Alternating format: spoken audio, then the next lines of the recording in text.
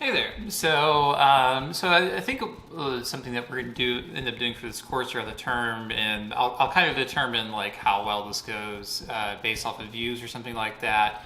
Because if there's a high enough view count, then at least some people find it interesting. So we'll figure out what that means later.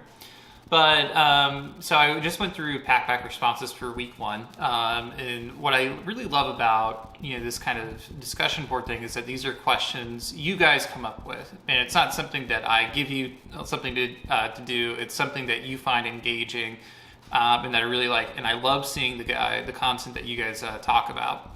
And so some of you may have earlier in the week have noticed that I featured some questions, I put some postings up, and so that's all well and good. But I was going through this morning and was looking through responses, and I just want to share a couple of them that I really like, and mainly because I really like them because they're relevant to our times, they're really thought-provoking, and this is the kind of material and content that I love seeing, right? Because I really truly believe that we learn most from other people, right? Other than just me. And so the kind of engaging kind of thoughts that you have is great. It's wonderful. And so we'll have a series of videos where we talk about some of the questions that are posted, maybe not in super long detail, but in just like a little bit. So I just grabbed a few. There's no rhyme or reason for these, but these are just things to keep in mind. And it's not to say that there are plenty of great questions in here. These are just some I grabbed, so don't take it personal.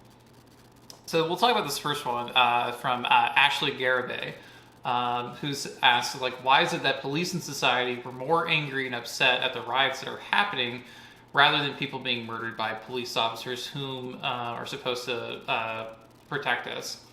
So, she is talking about a lot of the protests following the death of Trayvon Martin, Breonna Taylor, Alton Sterling, Tamir Rice, Sandra Bland, and so on. She's describing a lot of the built-up anger and frustration. So, wondering why police and society are so upset at others instead of, trying to hear out protesters, right? And I think this is, pretty interesting question, right? Is that we know that there are long-standing, minimally feelings of, being targeted if you're an ethnic minority, wrongful deaths, shooting unarmed people, and that there's evidence to back up this claim as well, right? I think if you look at the data, there is evidence of, at least discriminatory practices. There's evidence of people being shot when they should not have been shot. And, we see that people are why are people rioting, right? Why is it when the police getting upset as well? I think part of the problem with that, and so this is just something again, I'm not disagreeing with the point or the question, it's just sharing, talking about it a little bit more.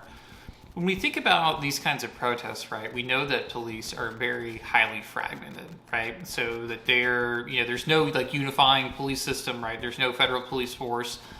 Colton, Riverside, Calamasa, Big Bear, they all have their own, law enforcement agencies.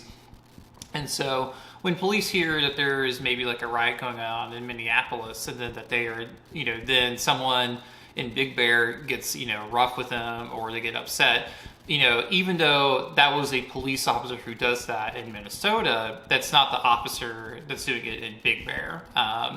So I think there's this disconnect thinking about well, okay, I understand that happened, but why are you mad at me, right? And so it's easy for police to be upset because you have this, strong, violent outburst, and it's easy to be well, I'm not part of the problem because I'm not affiliated with that agency, or I wasn't the officer involved, so why are police, or why is anyone upset at me specifically?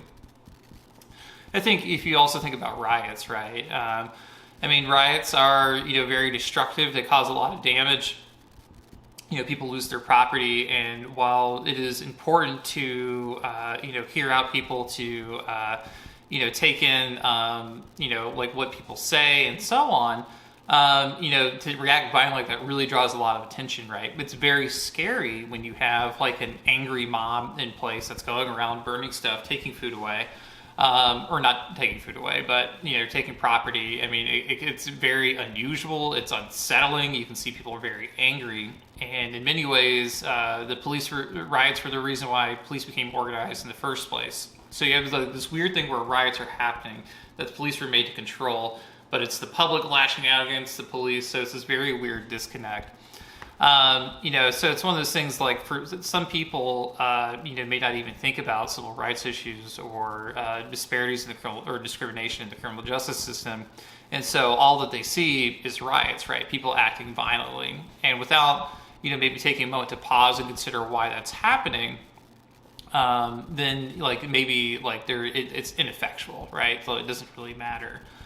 So that could be why some people are more upset at the riots, is that it doesn't mean enough to them, and so they just focus on the violence that occurs with them. So that's just something to consider and chew. Curious to hear what you guys think about this kind of stuff, but we'll go ahead and pause this one. We'll do another one here in a second.